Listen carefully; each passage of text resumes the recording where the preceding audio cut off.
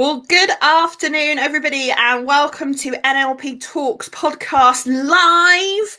I'm Laura Evans, as you know, the host of the NLP Talks Podcast. We're in the middle of recording series 4. And so what we've decided to do this time around is give everybody a sneak preview.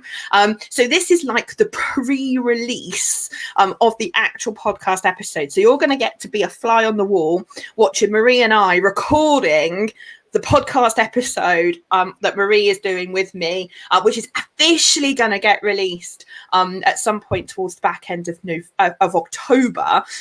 So we thought we'd let you in and let us come and watch us record it. So I hope you are all really, really well. I'm just 2 seconds. So I'm going to shut my window in the office because I can hear people outside. 2 minutes. Schoolgirl error. I should have sorted that out before I hit go live. So anyway, I hope you're going to enjoy the podcast this afternoon. I'm sure it's going to be amazing. I know it is. So we'll kick off the official podcast. Marie, I am delighted to welcome you to the NLP Talks podcast.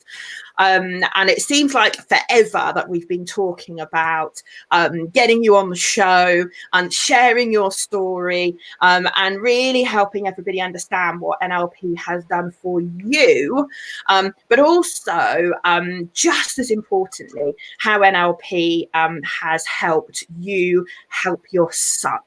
And I know there's going to be loads of parents that are going to be really keen to watch this episode.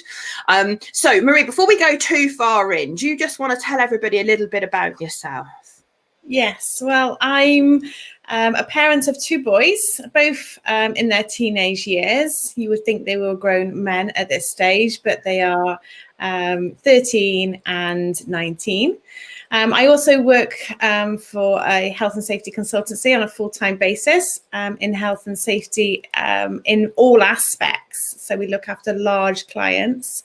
So it's really juggling full-time work and helping grow the children as well. So yeah, it can be quite busy. And obviously the coaching side as well, setting up the coaching business, which I do in the evenings and weekends, which I have to say never feels like work, because when you enjoy something so much, it's just what you do, isn't it? Yeah, no, it totally is. It totally is. So Marie, there's so much I want to talk about, and I want to try and keep it to about 45 minutes to no more than an hour. And I know there is going to be way more I want to ask, and I've got time for. But before we jump straight in to talking about you and your transformation, can I get you just for a moment? And this is difficult, although I shouldn't pre-frame it as difficult because it's going to be easy. Can you remember what life was like for you before NLP? So for you personally and for you in the family context and professionally, can you remember what that was like? It's really difficult, and I often get this question asked, what was it like? And it's quite hard to think back to what it was like before, because you often think about, the work that I've done since, that has had such an impact, and you just completely transform yourself. So thinking back, it's like, well, yeah, I can remember coming into the house and seeing a bed of shoes in my hallway, because there's always children in my house. Well, there was, at least before coronavirus. But it was just a frustration that having the children's addicted to social media, addicted to their PlayStation. Come on, good boys, you need to get off there, get your homework done. It was such a battle to get things done. Then there was things of just the communication. Sometimes you'd be at loggerheads with both the boys because you want them to do something, but they were like, oh, seriously, Mum? Huh? And you just get the grunts as they go through that teenage life. So yeah, that's had many challenges. But then you also have the learning side of it as well. It was really battle to get the boys to be able to do their homeworks and to be able to, some of the topics, to really take on board what they needed to learn and get through their exams. So there was lots of friction during that time as well, which was quite tough. And then from the work perspective, I'll always remember going into meetings thinking, oh, shall I say something? Can I speak? Is it okay for me to speak? And I really sort of like withdrawn, I suppose, on a professional level, even though I've got more certificates. And I'll always remember one of the courses is like, oh, I'm going to get a certificate, I'm going to get another collection. And academically, I wanted to get these collection, if you like, of certificates. And now I completely know why I wanted that. But it was just the communication and to be able to, I was in a meeting room and I'll always remember, I was thinking, I've got 6 directors in front of me. How am I going to speak to all of these at the same time, get the message across? I can remember what that felt like. And it was just this sinking feeling. So they're the key things that I can remember. Other than that, it's quite hard to remember because you've just naturally changed and progressed, don't you? Yeah, no, you totally do. And it's interesting what we recall and how we recall things, having gone through the transformation. So for those of you that aren't aware, Marie's done all our NLP courses. So she's gone all the way through the transformation personally, from having not done NLP before, all the way through to being a master coach and a master practitioner in all the disciplines that I teach. So yeah, it's phenomenal. Now, I'm going to start off by talking about you, if that's okay. And we will come on to you as a parent and the difference NLP made for you as a parent, because I know that's what you specialize in now as a coach. But can I just start with you?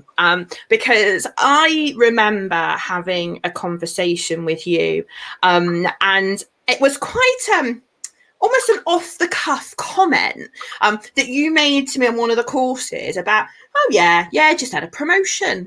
And then you come on another course and you go, oh, yeah, I've just had another promotion. Oh, yeah, decided I'm going to leave my employer and go and do something else. And it was all very, like, matter of fact, like, oh, yeah, you know. And I know full well the old Marie, pre-NLP, would not have been like that at all. She would have been like, do I go for the promotion? Do I not go for the promotion? Am I good enough for the promotion? Do I have enough qualifications for the promotion? So can you give the listeners to the show a bit of insight of the journey that you went on personally, and the fact that, you know, I don't want you to share numbers and things, but I know you've had substantial increases in salary and responsibility, and at one point you were asked whether you would do a global role and you turned it down, and so over to you. But can you give everybody a bit of a flavour of the benefit of what you've done to your career? Yeah, absolutely. And I think that you are right. And you did ask me, and I was saying, oh, yeah, I've got a promotion. And it was like, yeah, as if it was something and nothing. Yeah. And it was like, well, you know, how people say, gosh, are you going to go for that? Well, yeah, of course I am. Well, why would you go for that? What was if you didn't get it? Well, I will get the job. Why would I ever think that I wouldn't get the job? Yeah, but have you got enough qualifications? I went, yeah, but do you know, almost if, you know, how do you know what it's going to be like? Well, I don't know what's going to be like, but I'll just tackle it head on. And it was all these people would just have this assumption when a promotion comes up, it's all that, will I be good enough? Absolutely, I'm good enough for the promotion. Of course I am. And it'll be like, why would you, looking back, and you speak to people now, and I was speaking to somebody the other day, they were saying, oh, do I go for this promotion? Do you think it's good for me? Do you think it's right for me? Well, if you want it, absolutely. I'll always remember going into the first interview for this particular role, and I walked into the room and I thought, there's 3 people here. And it was after my first practitioner course that I'd been in with you. And we talked about, the circle of confidence. I'll always remember that.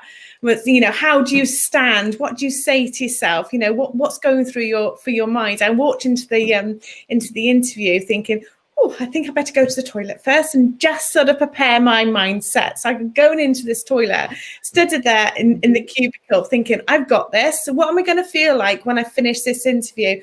What am I going to be feeling? What am I going to be seeing? What am I going to be hearing? And I'm going to nail this. And I was going through all of those thoughts in my head and I thought, right, okay, got to go out there now. Went out there and I went through the interview, and it was just, you learn on the course how to change your language to meet everybody. So you was going through the room and you were just talking to the people, and I come out of that interview thinking, yeah, that job's mine. And it was. And you just, that feeling of almost creating a new thought, that I never doubted for 1 minute that job wasn't going to be mine. Never thought for a minute. And then I had to deliver. I had to deliver to the workforce. What I said I was going to deliver. All of these different people. How am I going to implement health and safety strategies? How am I going to speak to people effectively? How am I going to have a positive change in culture? How am I going to communicate to these people who say, "What do you know, love?" It's quite hard. But all of these different ways that we get taught on the course as to how we communicate with people effectively. Absolutely. I wouldn't have got that job. I wouldn't have got any of my promotions ever without knowing what I do now. I've never been more confident professionally than I've been in the last 3 years. That's just amazing. It's amazing. And I'm sat here listening to you, talk that through. I didn't realize I'd never heard the toilet story before. And I can just see you doing it. I can see how the transformation has led to you having that calm confidence, having that belief in yourself, having that, I can do this. I will do this. I am going to do this.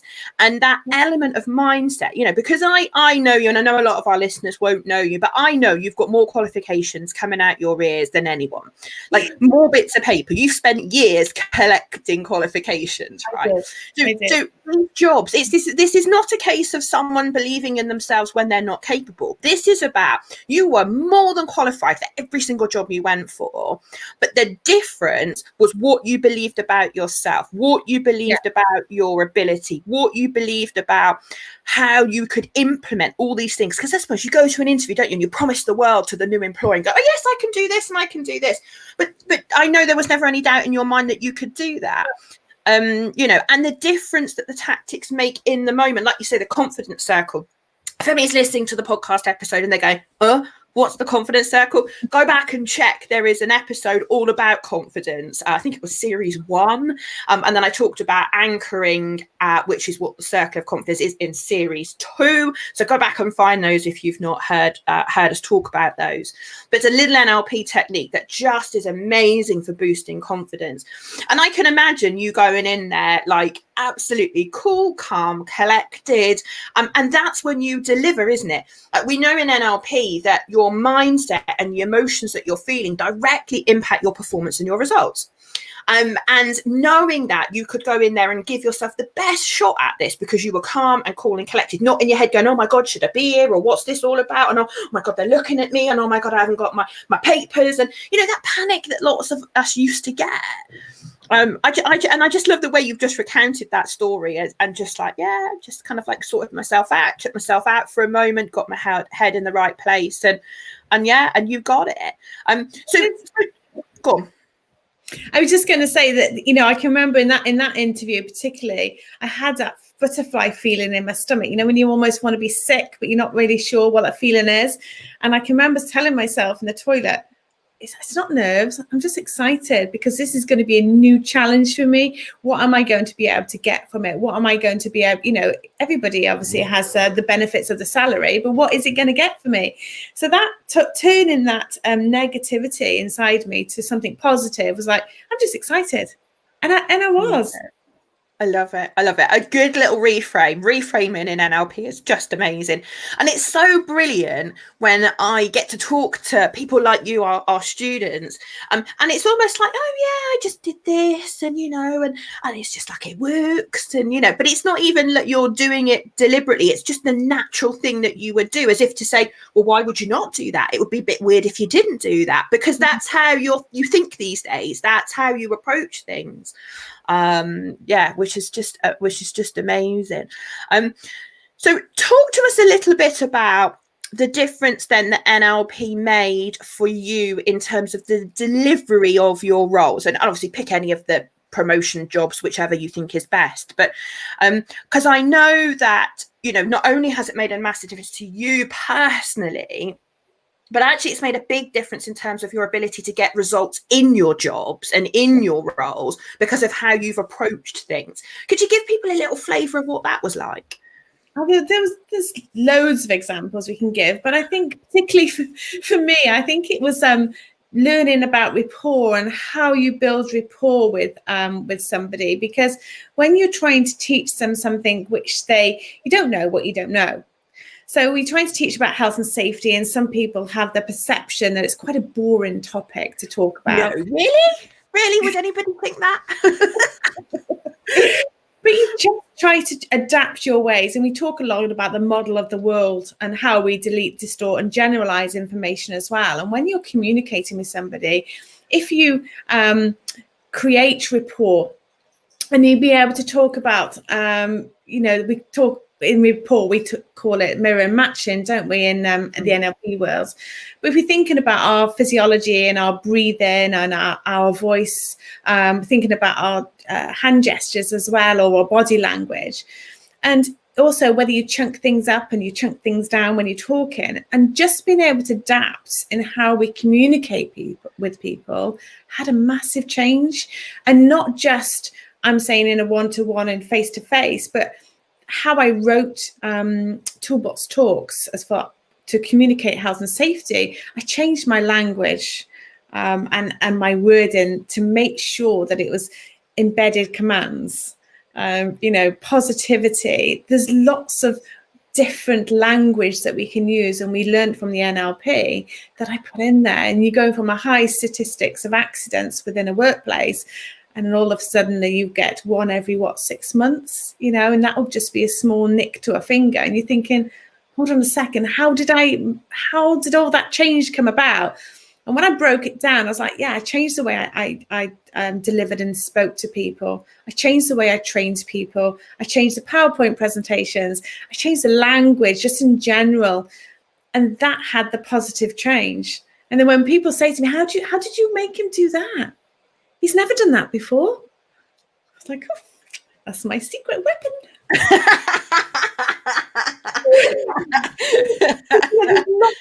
How do you get somebody to... one guy I'll always remember, he really struggles just with reading. Really struggled to be able to read. Older generation really struggled with it. So I said, but once if I took you and showed you a different way to be able to operate the machine in a safer way, he's like, but I just can't read. I don't want people to know that I can't read. So don't worry about it. So there's one of the skills that we learned on the course was how to actually do the spelling technique. So we went through a series of words and creating and put them into the visual recall to be able to help him start to read, so that then he was able to keep his job, because he had to read the risk assessments and method statements and the work instructions that he was given. So to be able to do something like that, normally I'll be thinking, oh my gosh, how do I teach somebody to read at such later time in life? This is just going to be so hard. But yeah, I found a different way. Found a way. Brilliant. I just love it. I love, because, let's be honest. I mean, health and safety, and I know I can say this, but health and safety is not the sexiest of subjects, right? It can be, and I know you are just an enlightened health and safety professional, right? You totally get it. But I've met so many health and safety people over the years that, health and safety, you kind of see them come in and you're like, oh my goodness, what are they going to do now? And to substantially reduce accidents, like tangible benefits that you've delivered for businesses, all because of your ability to change the way you communicate, the way that you train, the way you interact with people, getting people to do things that need to be done and finding solutions to all of those. I just think it's phenomenal. I just think it's phenomenal. And it's not just the impact that you've had in your role. Obviously, it's great for all of us to get job satisfaction and get that performance. But actually, it's the business benefit that you were able to deliver and how you transformed other people's success in their roles, their career progression. That guy, that's a classic example of where just a couple of changes here and there, and all of a sudden that guy's now going to be able to retain his job. I know I remember you telling the story of how you were mentoring one of the managers in one of the roles, and you managed to get a very difficult client group. She was managing a difficult client group. I think it was our team or something, but she couldn't get to do things, and you had a role to play in transforming the results of that team. Could you share a little bit about what you did to help that situation? Because I just love this story. It's amazing. You often get people within a workplace, don't you? When there's lots of friction, it's like, how do I effectively communicate with those people? And you get people say, I don't want to do that. Why should I do that? I don't want to do that. Who's she to tell me to do that? And it's quite common in a workplace to be able to have that friction. So to be able to sit down with people and we talk about the model of the world. Let's see it from their perspective. If this person was being a bit challenging, then what are they seeing? What's their reality to your reality? And I think once you work through those challenges, like, well, they didn't do this, and I asked them to do this, and they didn't do that. But did you actually? How did you communicate that? What did you do? Well, how are we going to change their behaviors then? And it's almost, if you just think about how you're asking people to do something, and you're thinking about, the language in which we're using, I always say there's no, in the NLP practitioner course, no unresourceful state, there's only unresourceful people. No other way around. I know. Yeah, no unresourceful people, only unresourceful states. I know what you mean. So if you've got no unresourceful people, then we need to change their states. So and it's about having that model of the world and communicating them to a professional, to a different level, and it's bringing the best out in those people as well. So having those one-to-ones with those people to say, what is it, how can I help you? What can I do to help you? What is it you need from me? And sometimes people just want to be sat there and they want to be listened to, and from their managers as well. Yeah. No, I love it. And I just know there are so many stories that you could share from a professional capacity. And I want to get onto the whole parenting thing, but it's just amazing to listen to you talk, because what you've done is taken, and I love when people do this, you've taken the toolkit I've given you, all the tools, all the personal transformation, and you've just made such a difference. 3 promotions, significant uplift in salary, and I can see why, because you're getting people the results and the businesses the results, and you're sharing with people how to do that. And I just think it's phenomenal. And I just like, for you were here, I'm going to have COVID, I could give you the biggest coach ever. But I'm always so proud of you, as you know. It's just amazing. Yeah, when you asked me the question, I was thinking, which one is that now? Because I've done a few of those. My manager come to me and say, how do I work with these people? How do I get them to change that behavior? I don't know how to get them to gel as a team. I'm like, right, okay, it's that one. Well, I remember what I did with that one. No, and it is, and that's, as a professional in any profession, all you want to do is help people do the right thing.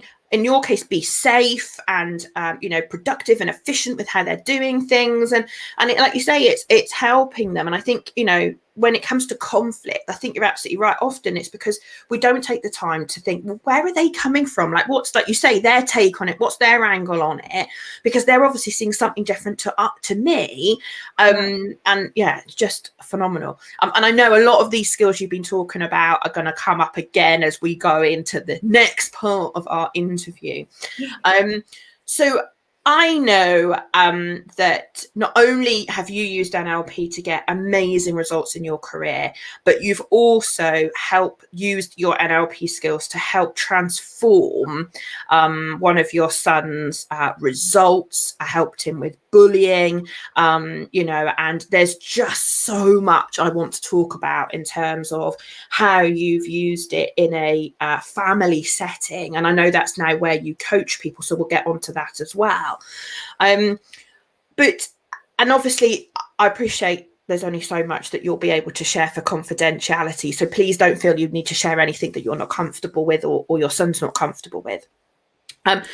But could you give everybody a bit of a flavour of some of the challenges that you recognised as a parent of a child or teen as he was when he wasn't getting the results you knew he was capable of getting, and how that was for you as a parent, and what was that light bulb moment that led to this all changing? Yeah, I mean, there's, like you say, there's so much. If I take you back to when he was very young, there'll be times where, I'd get calls from school to say, he's lashed out at school today and, he's hit another child. And I'd be like, oh, gosh, I'm so sorry. And I'm trying to find out as to what's happened. And then he was come home and he was saying, well, the teacher shouted at me and looked really angry at me. And then he would say, I didn't want to eat in school today because everybody was staring at me. So I'd say, oh, who did you play with today? I didn't play with anybody. I don't have any friends.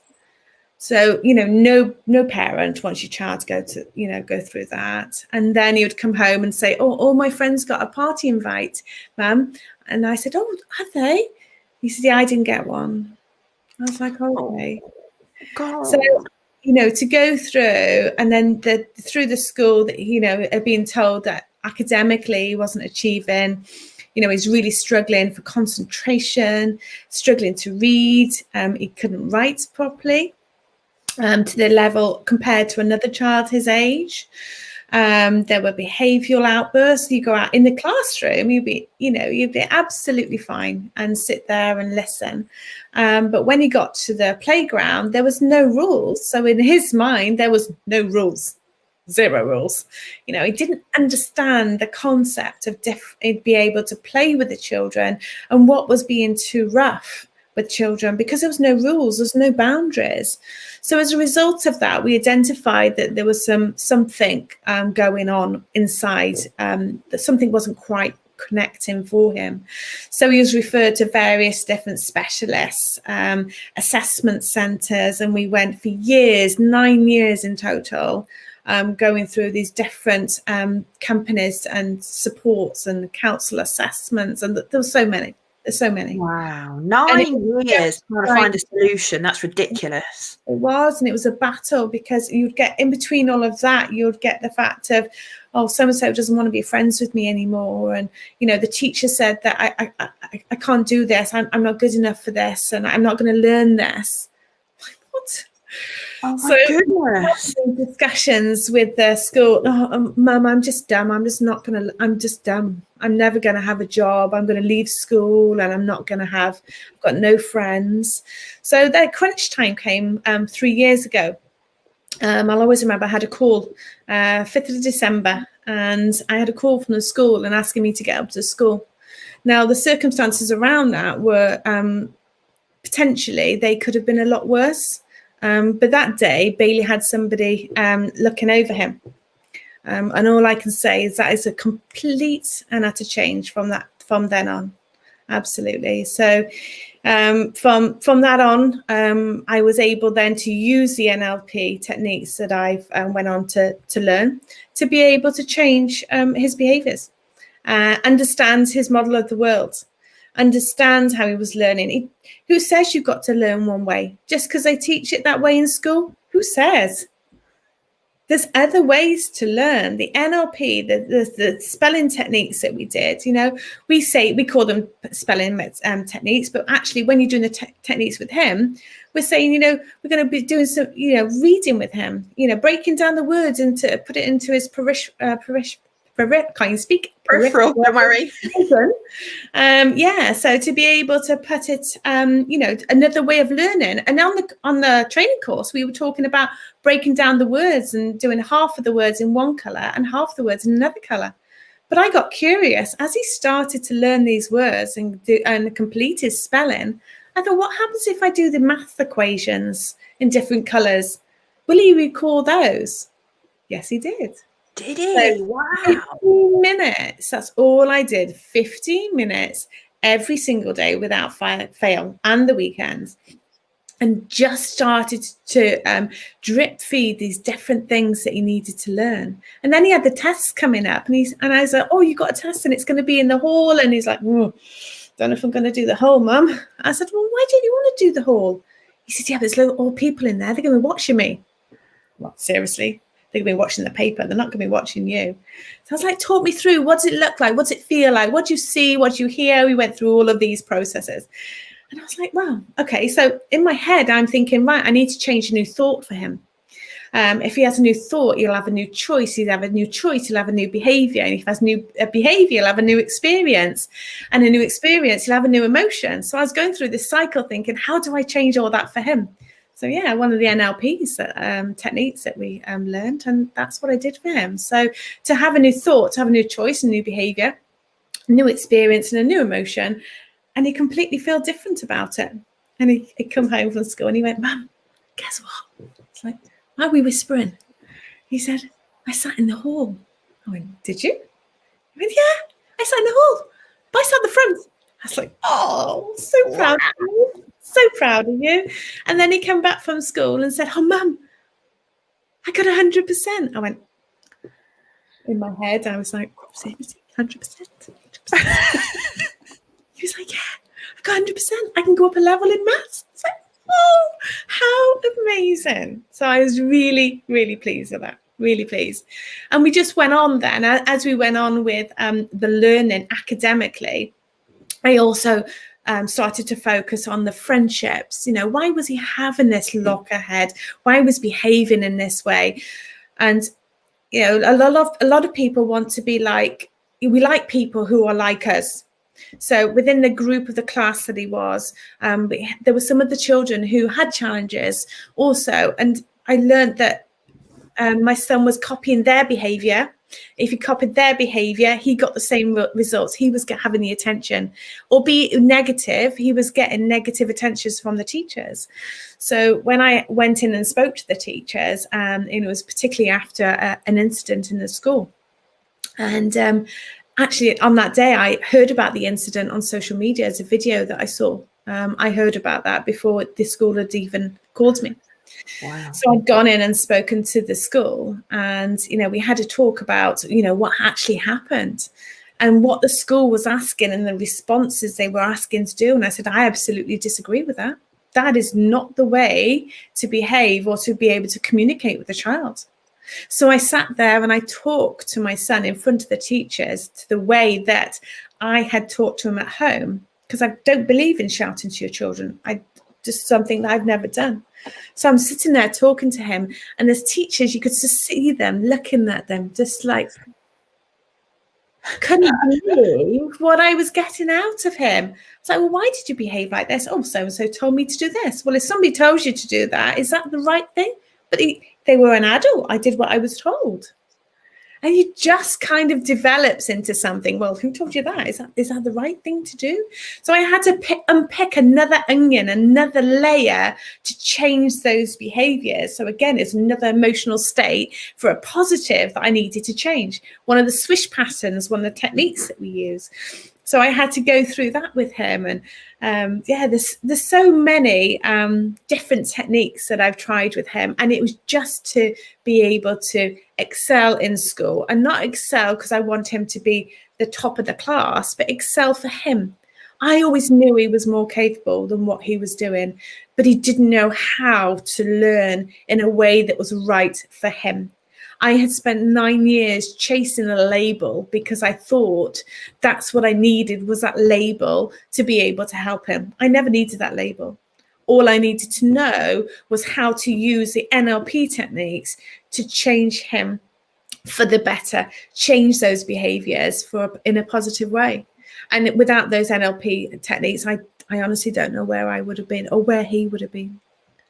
That's amazing. I'm just listening to you talk this all through, going, that has literally transformed his life. I mean, he won't know that yet because obviously he's still at school, but that will have transformed his life. You know, your ability to help get underneath the skin, you know, and you and I both know there are so many parents, and for all the right reasons, because they want to support their child, think that the answer is to go and get their child assessed, maybe even statemented, or you know, which is a technique here in the UK for our international listeners. But you know, essentially you get the child labelled as having a certain condition, and all of a sudden they're supposed to get extra support at school.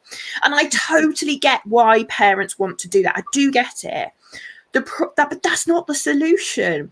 That's not the solution, because to do more of what's not working is not going to solve the solution. And I love the fact that by teaching him different ways of managing his emotions, teaching him different ways of thinking, you know, to get him from going from being terrified about going into an exam hall to going into an exam hall and then telling him he sat at the front, you know, and then coming home and going, oh, by the way, I got 100%. And he's going up through the sets academically, you know, because all of a sudden he's starting to believe in himself. And the number of times I've been told by parents of, you know, their children saying, oh, the teacher said I wasn't good enough and things like that. You know, I think it just destroys children's confidence, you know, and I just, so much in what you've just said, I'm sitting here thinking, oh my goodness, yeah. You know, and behavior, I mean, you know, behavioral issues are usually the output of stuff that's going on in children's minds. And unless, like you, exactly as you just described, unless you start to unpick those thought processes and those patterns and those, you know, needs that the child is trying to fulfill in the, you know, example you gave of attention, you know, all the teacher will see is the bad behavior, and that gets you a phone call and you have to traipse up the school and you have to try and sort it out. Whereas actually, there's just stuff behind the scenes that needs looking at. And I just think it's phenomenal, absolutely phenomenal to hear the results he's getting, but also how much, I mean, I'm guessing he's so much happier now than he was before. It's completely a different child, completely. And I think it's key to remember, especially with the children, that, you know, people are not their behaviors. Yeah. And you know what, that's probably the best example I've ever heard of that. You know, and for those of you that are listening, people are not behaviors. That's one of the, what we call the presuppositions of NLP. One of the mindset, if you like, the mentality that we have as NLP professionals.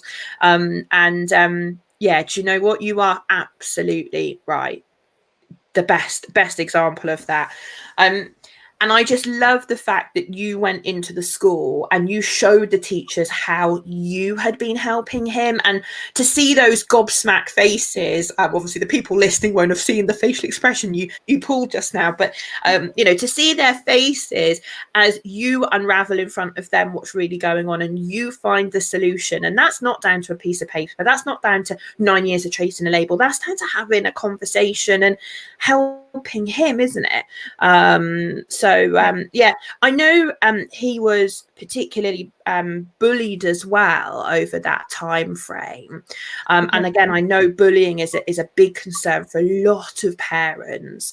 You know, just give us a flavour, if you can, of what you think it was that you did that helped him to step away from that and to no longer maybe be the target of the bullies.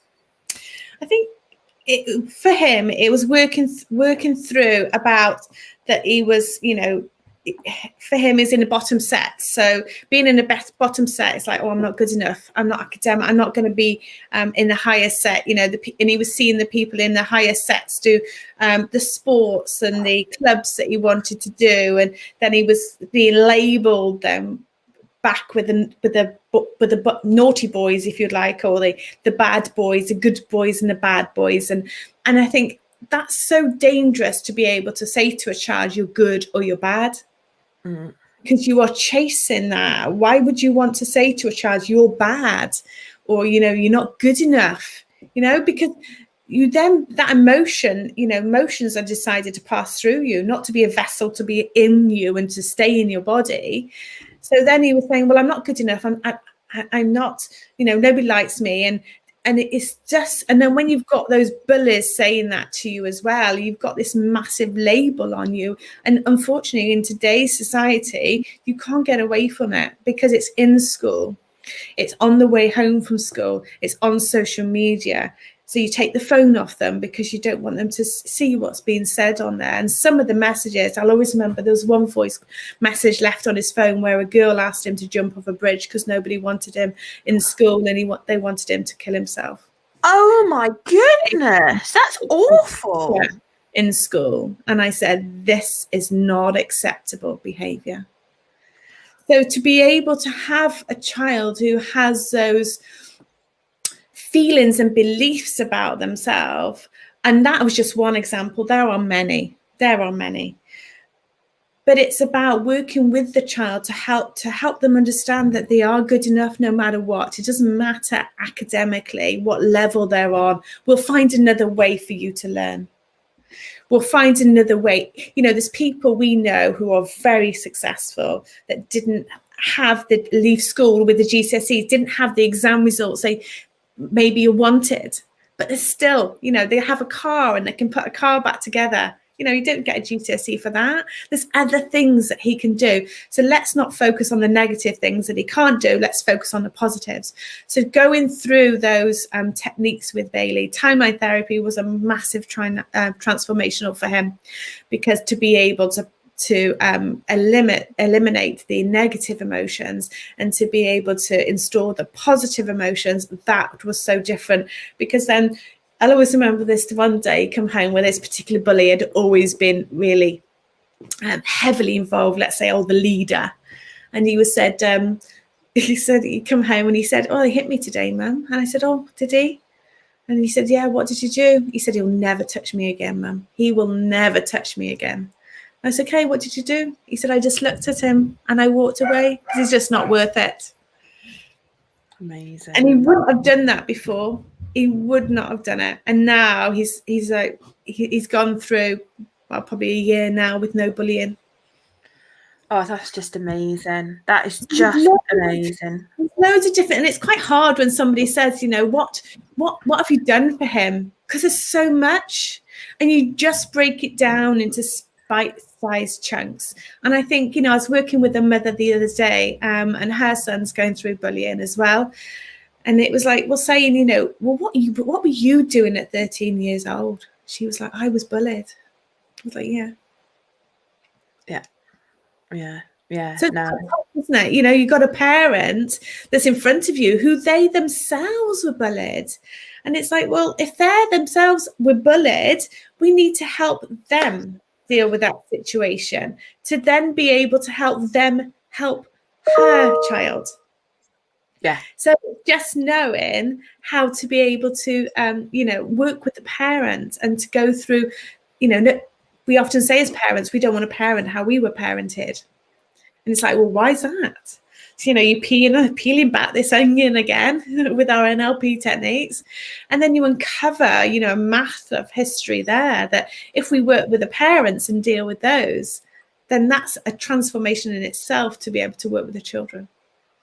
And I think I could sit and listen to you all day talk about what you've done for him, because I know you've transformed his life and his future. And I know he's hugely grateful to you. I know he is, but I don't think he even yet still understands just what a difference this is going to have made to have you by his side, helping him through all of these academic challenges, being bullied, and, you know, and you potentially using quite a different parenting toolkit than maybe you would have done, you know, and it's so hard. You can't sit here and say, well, what would I have done if I'd not got NLP? Well, who knows? Because that's not the case.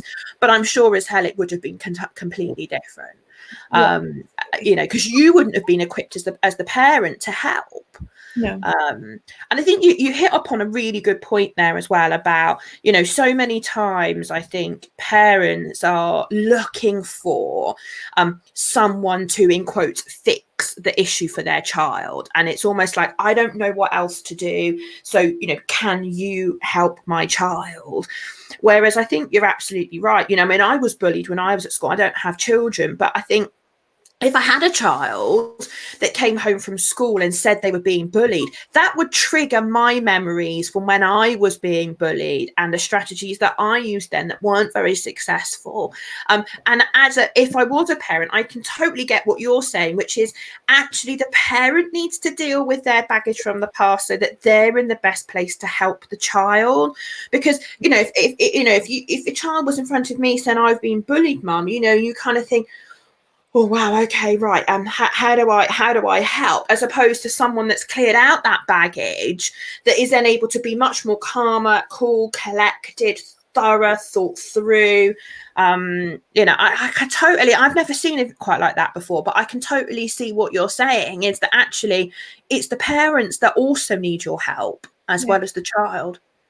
Yeah, absolutely. And often a child will not come home, and he didn't come home and said, I'm being bullied, because he thought it was acceptable, because he had these feelings and beliefs that he wasn't good enough. He had no friends, he didn't deserve friends. He'd gone through primary school with only, having very minimal invites to, activities with what he called other children within his class. So he didn't know any other. And it's almost as if he feels that that's acceptable behavior because his self-worth was so low.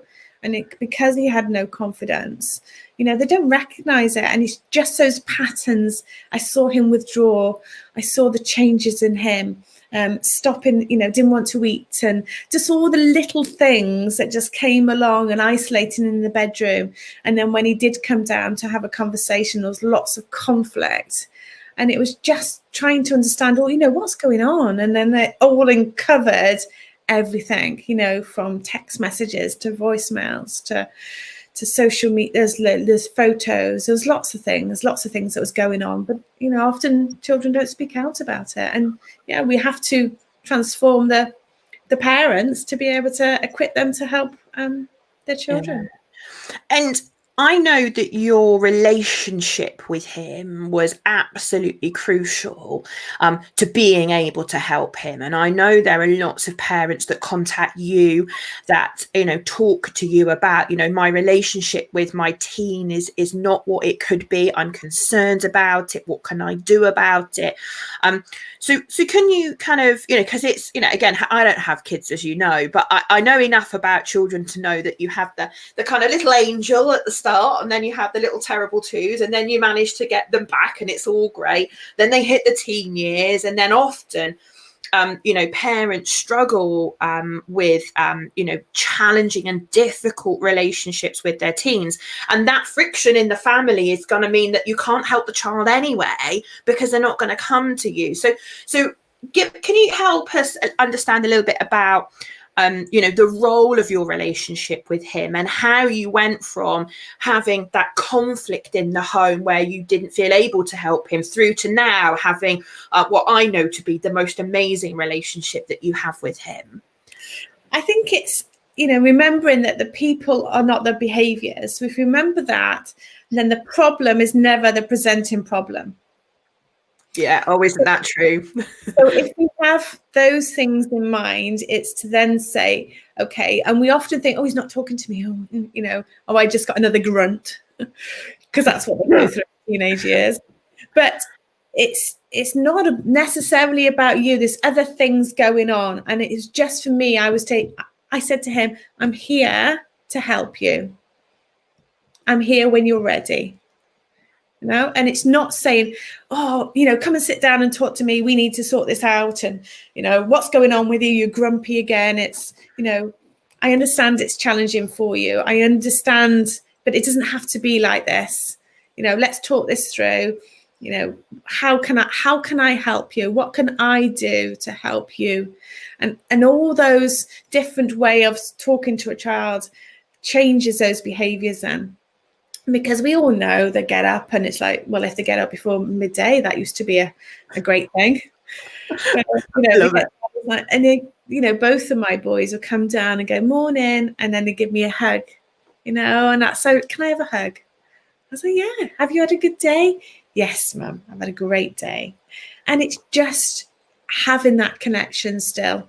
but remembering that it's not necessarily about us as parents. There's other things that they need to be able to process, but it's about giving them a safe space to be able to talk, but allowing them to talk and be non-judgmental about it, because sometimes they don't make the right decisions.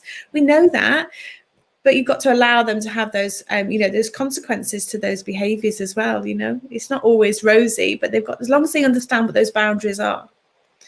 But it's keeping that relationship open and that conversation going, and remembering it's not always about us. Yeah, no, absolutely. And it is difficult, isn't it? I know a lot of parents complain about that, about their teens, well, all I get's a grunt, and they don't want a proper conversation. And, and I think, like you say, it's all the things you've been describing about being patient and being there when they're ready to talk and listening. I think sometimes, and this isn't just about parenting, this is about, just life in general. I think sometimes when you're a people helper like we are, and you want to do good and you want to help people, it's quite easy sometimes to jump into solution focus and to find what you think they need to do. And as a parent, that must be so difficult, because you can see what they've done, you can see the consequence, or perhaps they're going to do something and you want to stop them doing it because you know the consequence, but they haven't yet worked out what that is. And that challenge of, like, when do you just not say anything, and when do you just listen, and when do you intervene? And I think parenting is such a challenge, right? Absolutely. And I think listening to how they're speaking as well, one of the programs that I run is looking, are they at the cause, or are they at the effects side, and listening to the key words that they're saying. I can remember when I first started out in NLP, I got these post-it notes all over the place, and it was all these different words. I'd be like, if they say this, it means this. And if it says, right, okay, so I know what I need to do for that. And it's just been able to create a safe environment for them to have, because often they don't want to talk things through because you're going to judge them, or because you're going to say, well, you shouldn't be doing that. And it is hard. But when you have other parents coming to speak to you to say, oh, can you just help me with this? So you have other children that come to you and say, oh, I wish my mum spoke to me like that. You know that you're doing a good job because you're seeing those positive changes. Yeah, I love it. So I'm conscious of the time. Where does the time go on these podcast episodes? It's just amazing. I get to, oh my goodness, look at the time. Now I want to talk a little bit about your coaching business. So obviously I know you're a full-time health and safety professional, and obviously you're a full-time mum to your two wonderful boys, but you also have your coaching business as the Reconnection Coach. So tell everybody a little bit about how you got to become the Reconnection Coach. Well, that transpired from all the work that I've done with my own son. And I think with the challenges that I've gone through with him and seeing what a significant change that can have, thinking that, this is absolutely where I need to be. This is how I can help other families transform their relationships, but transform themselves as well as their relationships with their children. So that's where it's all come from. We know that, some people just need if I could just fix this conflict, then that's great. That's all I need. But some people say, well, I've got this issue and I've got that issue. I don't know how to deal with that. And I don't need, and to be able to have those conversations, to be able to work with parents where I've had those significant challenges myself, to be able to see how quickly it can change as well, and the fact that what we do with the NLP, we don't talk about what the problem is. And a lot of, parents and teachers and children necessarily don't want to talk about, the details, let's say, nobody really wants to talk about those specifics. But we know with the NLP and how we work our strategies and our techniques is it's content free. So it's easy. So to be able to transform and to be able to work with these parents and have that, just why wouldn't you? That's all I can say is why wouldn't you? If you could do it easily, I wish I had this years ago. I really do, because it's just been a massive change. My kids don't leave their shoes on the floor anymore. The beds are made, the bedrooms, their washing is done. They do that. Oh my goodness. I know.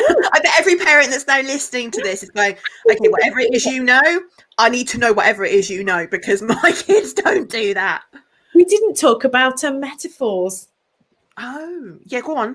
Metaphors. So I can remember being on the training course and we had to learn about metaphors. Like, oh gosh, really? We have to write a story? How are we going to write a hidden command in a metaphor?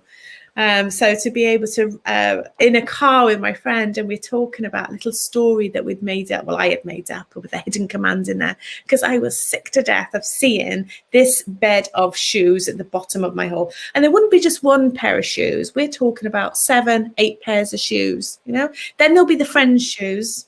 So you open the front door and you had to challenge to open it because you've got all of these shoes there. Then you would have the bags and the coats.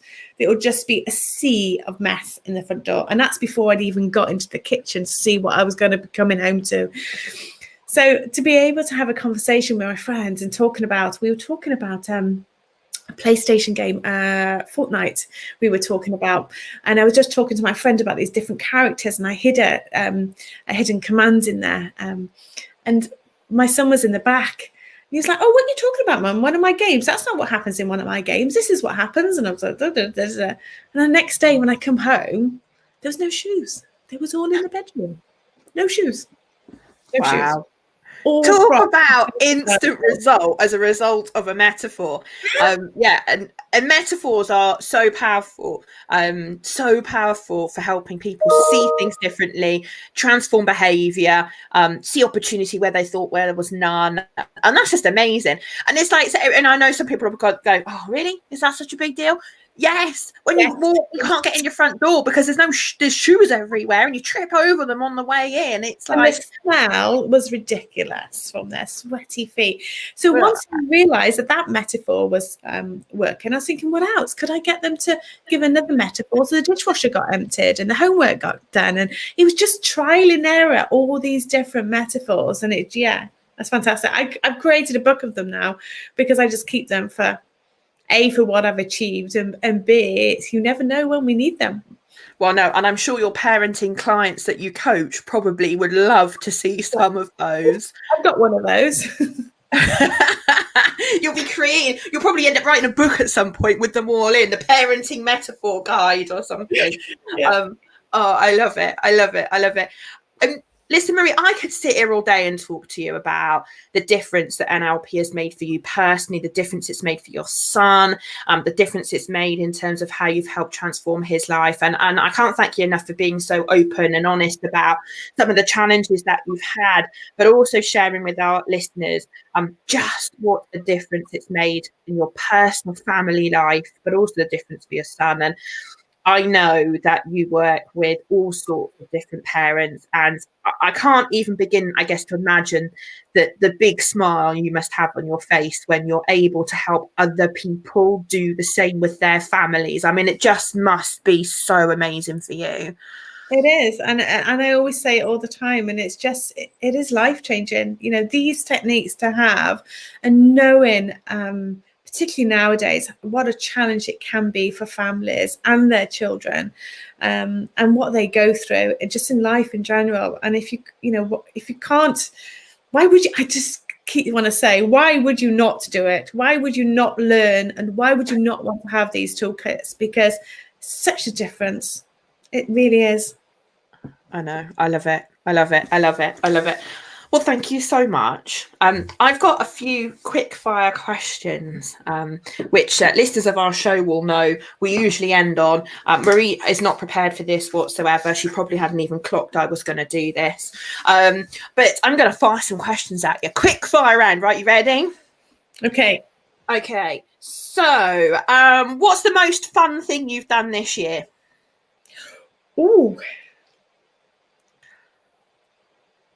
Oh gosh, there's a few that's all come into my mind. What was the most fun thing I've done this year? Obviously, COVID has wiped out 6 months of that, but what have I done? Okay, it's supposed to be quick fire. I know. Do you know? All these fun things. I tell you, what's the most thing I've done? Oh gosh, I really, my mind. We'll move on. What's the one thing that you would love to do that the previous Marie would never have wanted to do? Oh, I think that would be to jump out of a plane. Serious? Yeah. You're brave. I love it. The new Laura, as I am today, still not sure she'd want to do that. I love it. I love it. I love it. Cool. If you could be any age at all, what age would you want to be? The age I am now. Because without knowing the things that I know, the things that I've learned, I wouldn't be the person I am. I love it. I love it. I love it. And what does unleash your potential mean to you? Oh, there's so many words that comes to my mind. Awesome, amazing, life-changing. But I want to say one of the songs that I heard when I came out to the Master Practitioner course was The Greatest Showman, This Is Me. I love it. I love it. That every time I hear that, it just reminds me of the journey where I've come from, and also by having those skills, how I've transformed not only my family, but many, many other families by being me. I love it. I love it. What a great place to finish. So again, Marie, thank you so much for giving us your time this afternoon. I really, really appreciate it. If people have listened to the podcast today and they'd like to get in touch with you, where's the best place for them to go and connect with you or find out more information? So I'm on LinkedIn on Marie Foyster. I'm also on the website, so mariefoyster.com. And they're the best platform. And also Marie Foyster Transformational Coaching on Facebook. Amazing. So they can go and check out. I'm assuming that on your website, all your contact details are on there if anybody wants. All the contact details are on my website, on the Facebook page, Transformational Coaching, and also on the LinkedIn as well.